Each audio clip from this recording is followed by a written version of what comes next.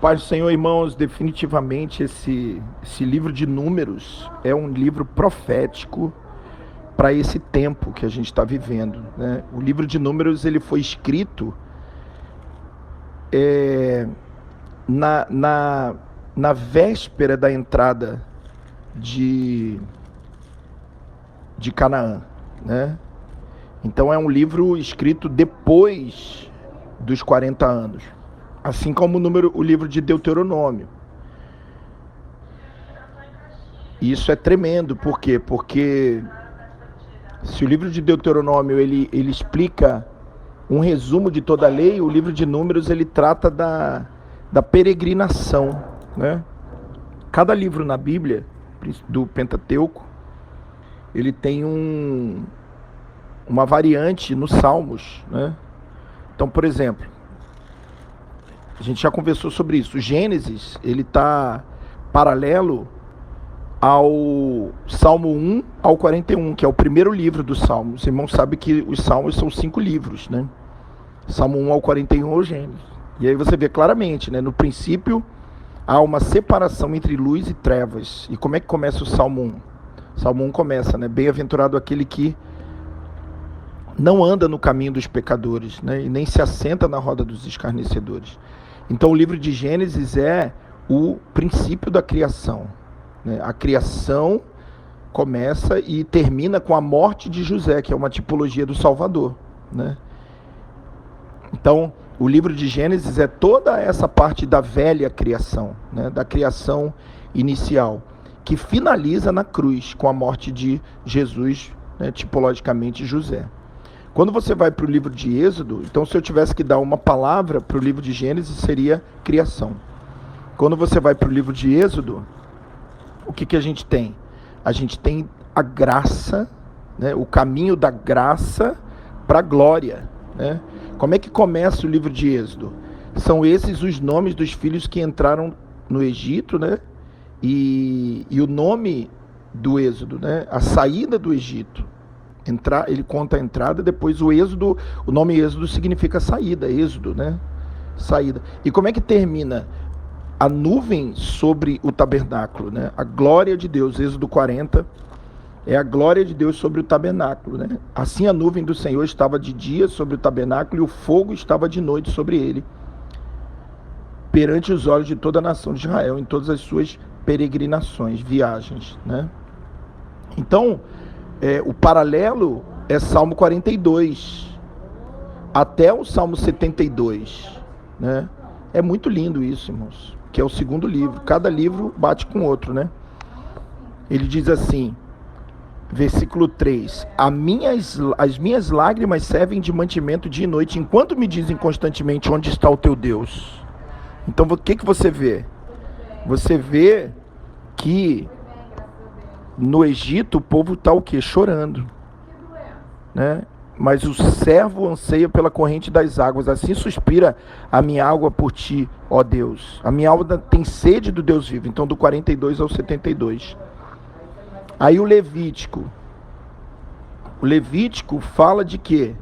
Da aprovação, do acesso ao Senhor. Se o Êxodo fala da libertação, o Levítico fala da aprovação, do acesso. Uma coisa é você ser liberto do Egito, outra coisa é você ter acesso à terra prometida. Entre o Êxodo e o Levítico vai haver o quê? Vai haver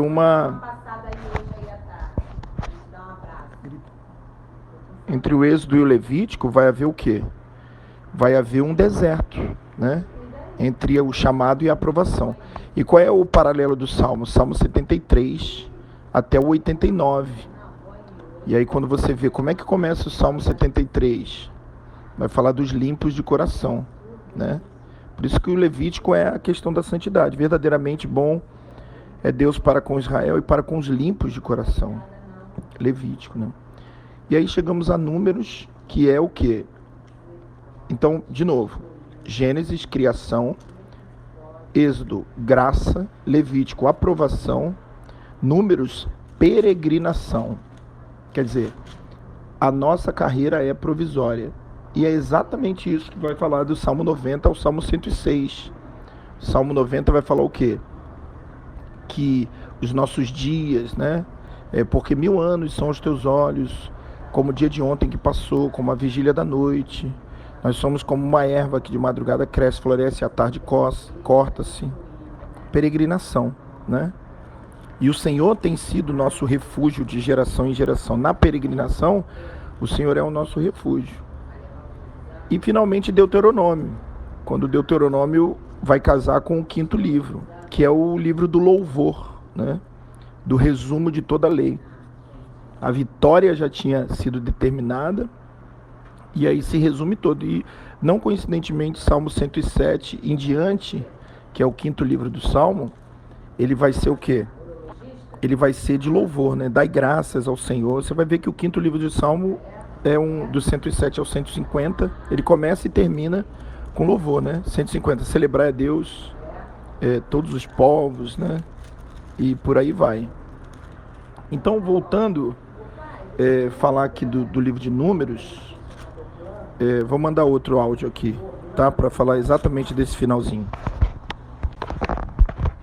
Então, terminando a devocional, a gente tinha parado no Êxodo 32, e a respeito, como é que termina o número 32, é aquela terrível decisão de Rubem, Gade e metade da tribo de Manassés ficarem aquém do Jordão, né?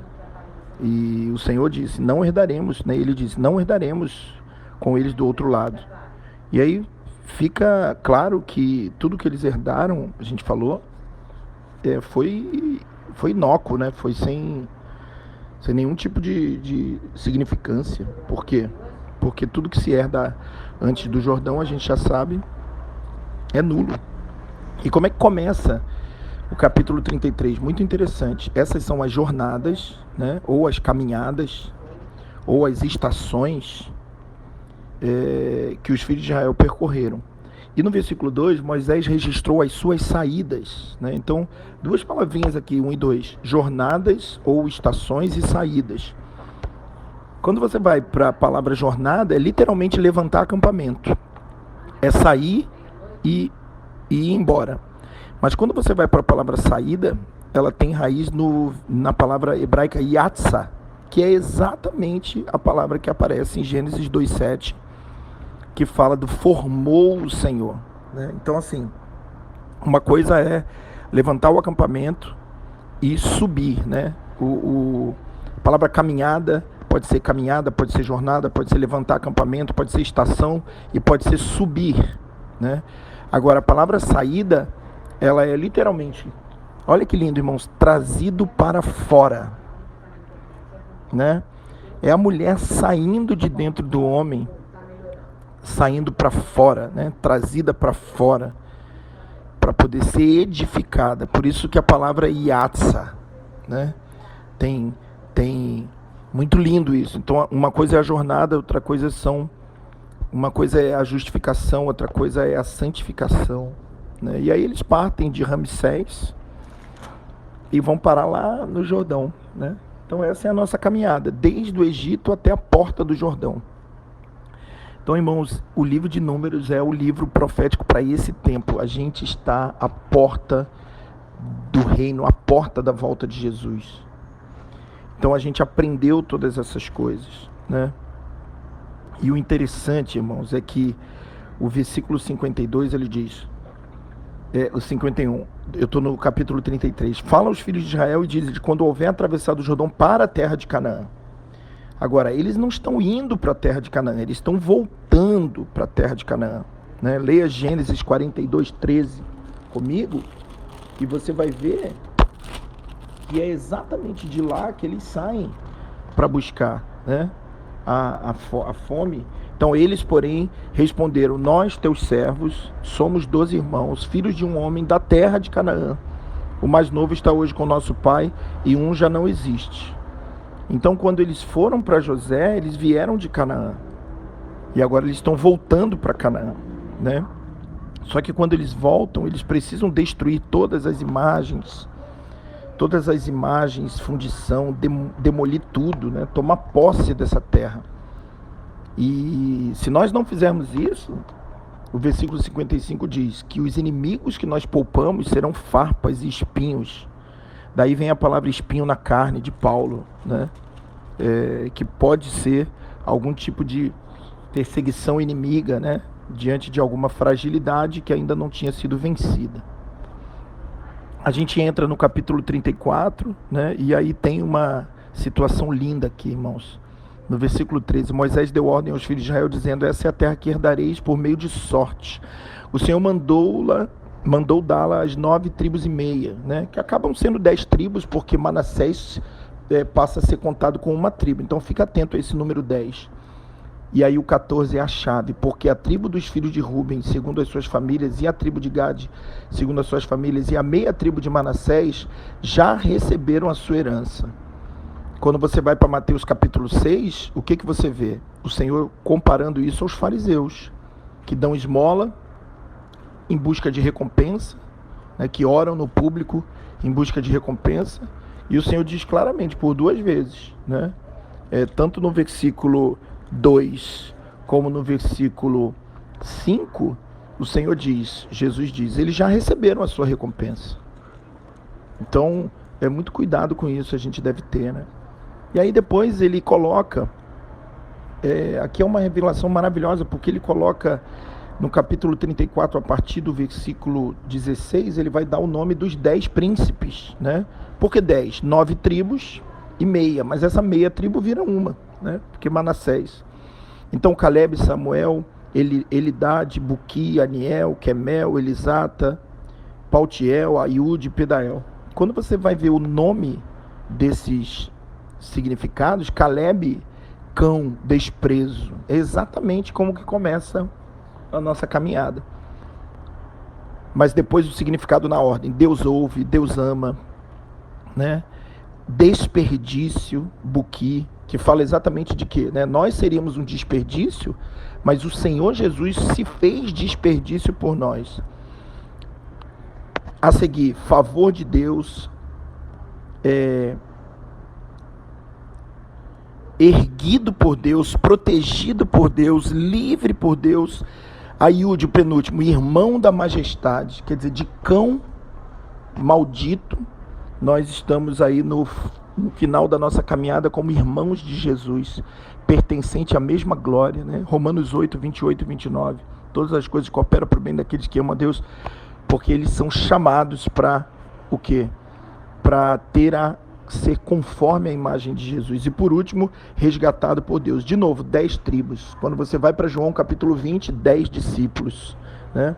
Então 10 aqui com certeza fala de uma tipologia daqueles que atravessam o Jordão, a igreja do Senhor, os santos, né, do Senhor. E então é tremendo, irmãos. Aí o 35, né, vai falar de cidade de refúgio, não vem ao caso aqui.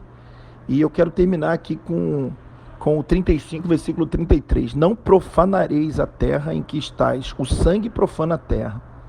Nenhuma expiação pode ser feita pela terra por causa do sangue que nela for derramada, exceto pelo sangue de quem a derramou. Então nós somos os derramadores de sangue. Então só tinha um jeito para a terra ser resgatada, o nosso sangue ser derramado. Mas o que o Senhor fez? O Senhor se fez maldito, se fez assassino, se fez culpado, para que a terra fosse resgatada. E ele termina dizendo assim: uma vez que há essa remissão de sangue pelo próprio sangue de Jesus, o 34, olha que lindo: não contaminareis a terra na qual habitais e na qual eu habito. Eu, Senhor, habito no meio dos filhos de Israel. Então vai ler João capítulo 1. E o verbo se fez carne e habitou e tabernaculou entre nós. Então, quanto nós precisamos ser sérios em não contaminar, irmãos, aquilo que o Senhor já purificou, né? Então, no final, o último versículo do capítulo 33 é a prova daquilo que eu estou falando. Esses são os mandamentos e as leis que o Senhor ordenou por intermédio de Moisés aos filhos de Israel nas campinas de Moabe, junto ao Jordão, na altura de Jericó. Então, nós vamos bater muito de frente aí desse livro de Números, porque a gente entende que é um livro profético, né, para esse tempo que nós estamos. Onde nós estamos hoje, irmãos? Nós estamos em frente a Jericó, né?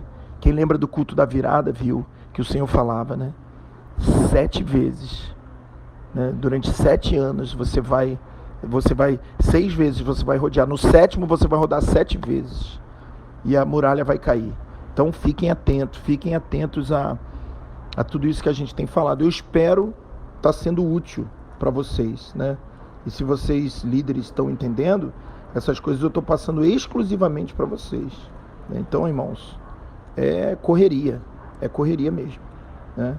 Então fiquem com Deus aí. Números foi, agora a gente vai entrar aqui em Deuteronômio e vai partilhando aí o que o Senhor partilhar conosco.